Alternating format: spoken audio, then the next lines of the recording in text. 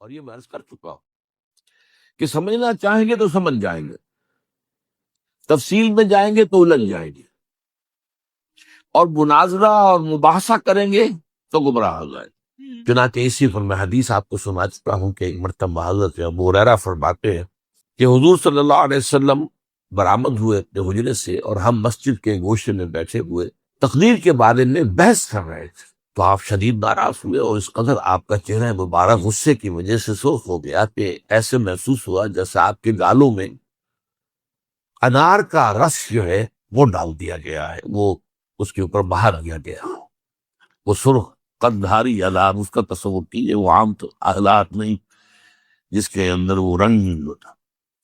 پھر آپ نے فرمایا غصے سے، کیا تمہیں اس بات کا حکم دیا گیا؟ کیا مجھے تمہاری طرف اسی کام کے لیے بھیجا گیا کہ اس مسئلے میں تم بحث کرو؟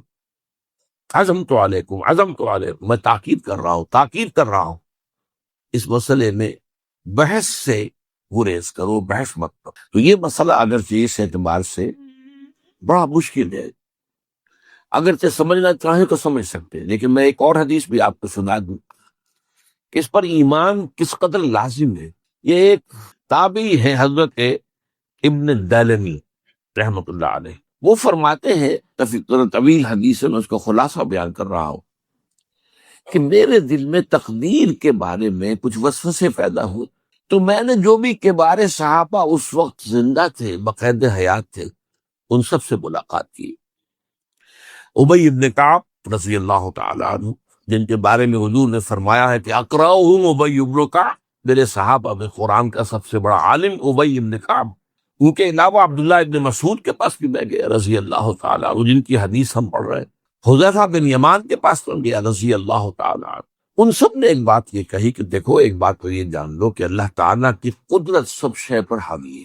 اللہ تعالیٰ اگر لو ان اللہ عذب اہل سماواتہ و اہل ارضہ عذبہم وہو غیر ظالم لہم، اللہ اگر تمام آسمان والوں کو اور تمام زمین والوں کو عذاب دے تو اسے عذاب دینے کا حق حاصل ہے، وہ عذاب دے سکتا ہے بغیر اس کے کہ ہم کہیں کہ وہ ظالم۔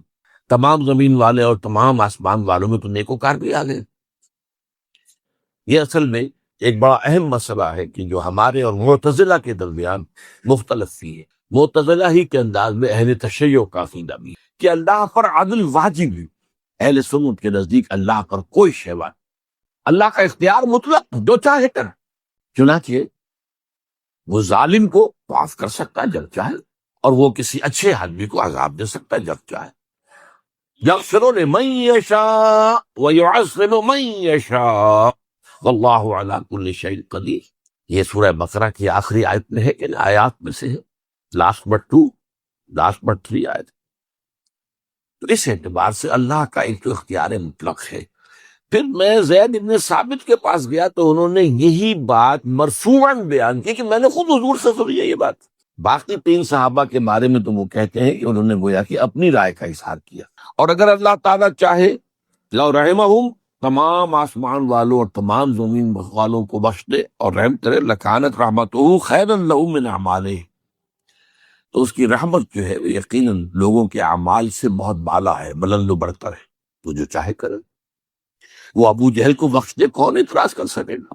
اور وہ کسی سے بڑے شخص کو جو ہے وہ عذاب دے، کون اعتراض کر سکتا ہے؟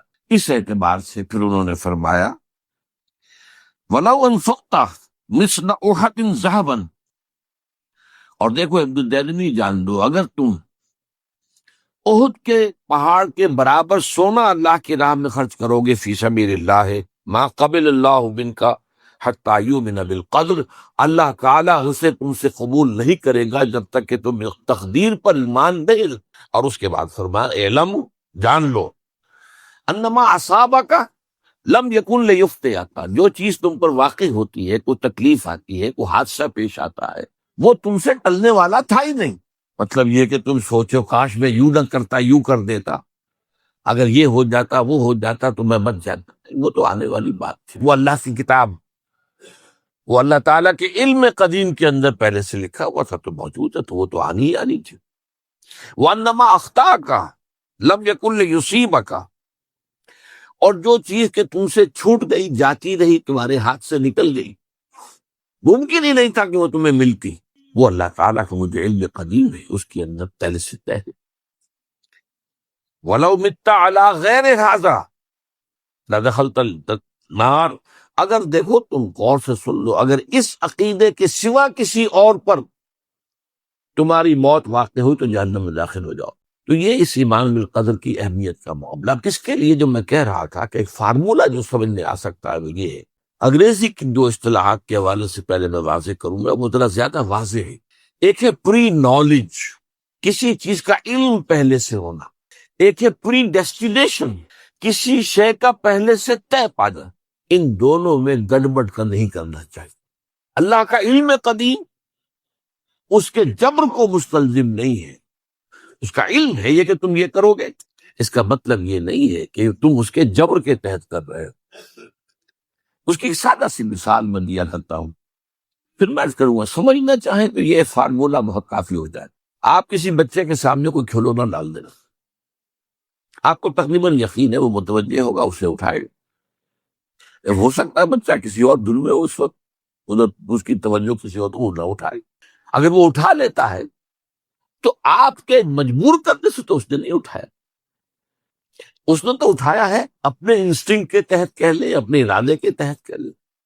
آپ مجبور تو یہ آپ نہیں کی. لیکن اللہ تعالیٰ کا جو اندازہ ہوتا ہے وہ اندازہ، قدر کے معنی اندازہ بھی ہے، میں بیان کر چکا ہوں. آپ اس کا جو علم قدیم ہے وہ غلط ثابت نہیں ہو سکتا. ظاہر بات ہے کہ پھر تو اعلیٰ کل شیء علیم وہ ہے.